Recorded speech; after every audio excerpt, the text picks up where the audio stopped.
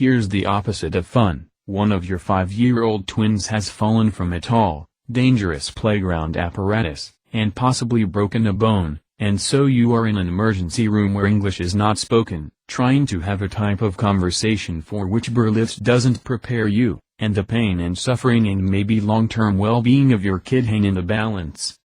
I couldn't have imagined myself in this situation a year earlier, which was when my wife came home from her Midtown office one evening and asked, "What would you think of living in Luxembourg?" We had been married for a decade, but there were still some subjects about which I wasn't eager to be completely honest. One was that I didn't know exactly where Luxembourg was. Or even what it was. A country? City? State in Germany? Was I confusing it with Liechtenstein? Wherever and whatever Luxembourg was, I had never lived anywhere except New York City and an upstate college town. No junior year abroad, no dubious job in post-Cold War Eastern Europe, no early 90s stint in Seattle or unsuccessful stab at screenwriting in West Hollywood. My younger brother had lived in China, but I had never even considered the East Side. I regretted this hole in my personal experience, worried that it reflected an unappealing level of cowardice, which I was eager to dispel.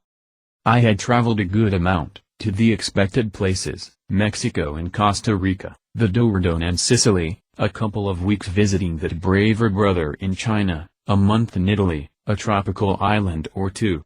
But all the travel had been vacation, breaks from normal life. This would be the opposite, the reinvention of normal, someplace else. I was at a good point in my career for reinvention.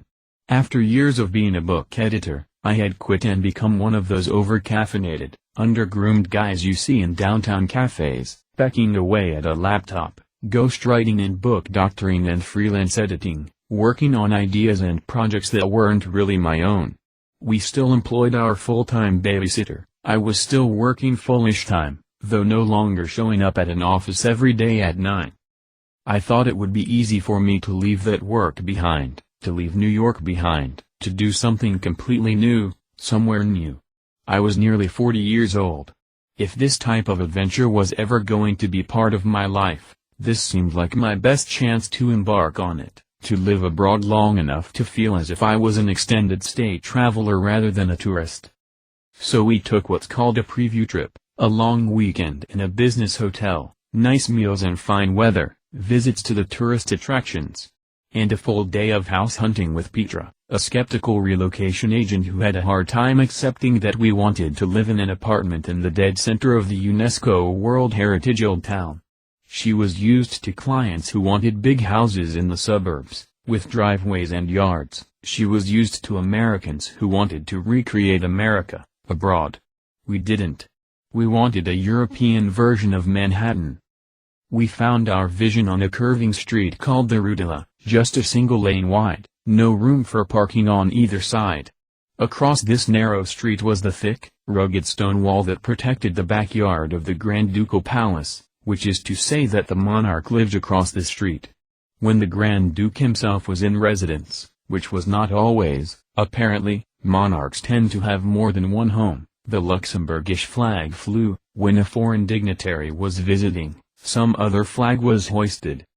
A few yards from the front door was the main town market, the Marché aux Poissons, that is, back in the Middle Ages, though now this building had become a vertical dining plaza called the Ile Gastronomique, with a half-dozen restaurants, including a Michelin star.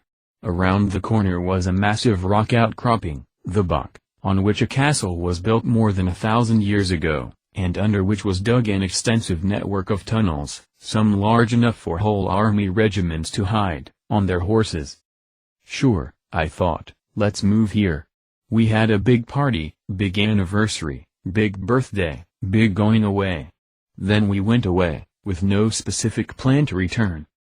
As it turns out, Luxembourg is a small country that's about the same geographic size, and half the population, of Rhode Island, wedged into the overcast intersection of France, Belgium, and Germany. Luxembourg is also the name of its capital city, though I had grown up with 8 million neighbors, so city didn't seem quite the right word for a place with fewer than 100,000 residents, with no subway or bad neighborhoods or street food. My wife immediately started going to her office, earning a living, doing the thing she came to Europe to do. Me, I looked at our twins, their big eyes staring back at me, and I thought, huh. What now? I was eager to embrace European newness, Celsius and kilometers, euros and French, the ineffable pleasures of traffic circles. But at the same time, I was forced to embrace, tentatively, being a stay-at-home parent, the endless loop of chores and errands augmented by navigating the bureaucracy of moving abroad, residency permits, physical exams, dog insurance. That was in addition to the complication that I didn't really speak the language.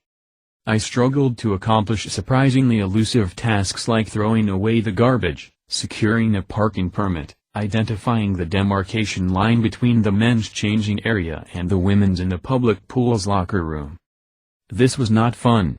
On the other hand, when I walked out my front door, I passed a handful of cafes with outdoor tables, 2 museums within a minute, a dozen restaurants.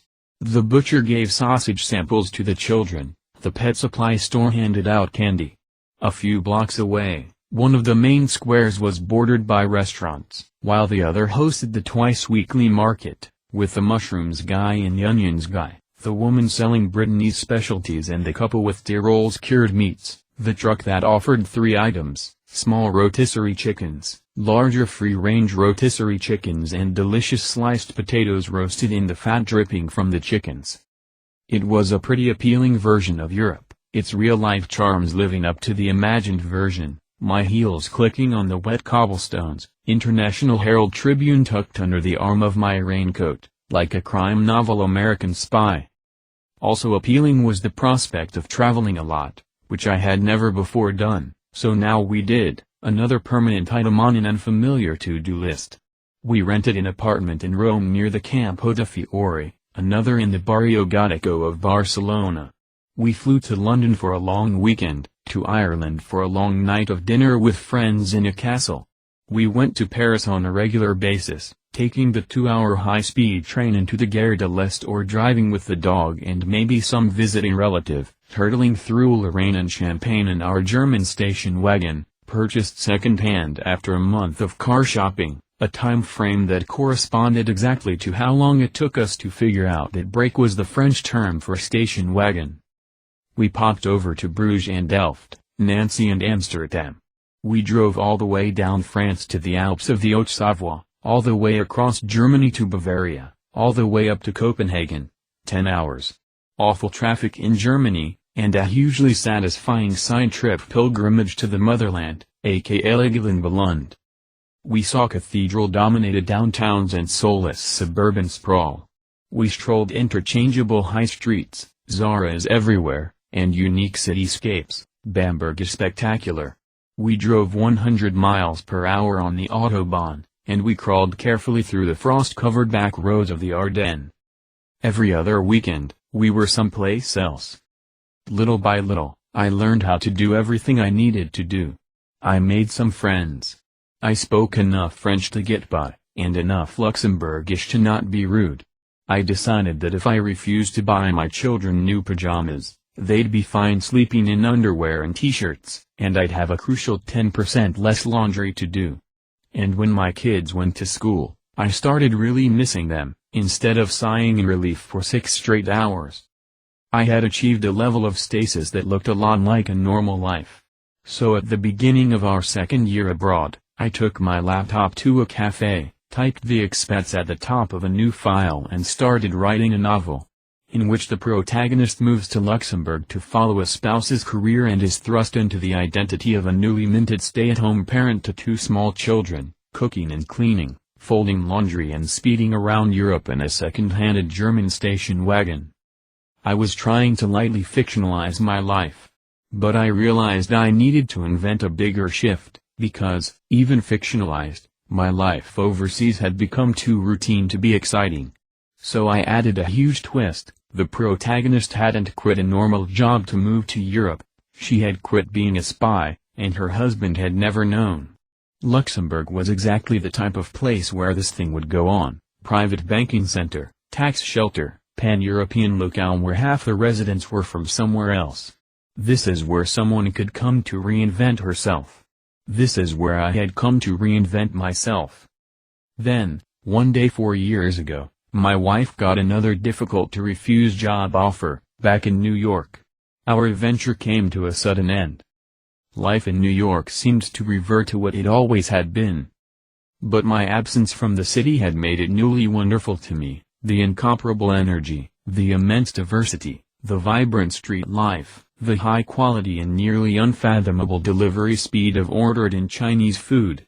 In Luxembourg, it had been easy for days to slip away in a lazy haze of cooking classes and tennis matches, but the relentless ambition in Manhattan is contagious, and it propelled me to finish that manuscript I had started in Europe.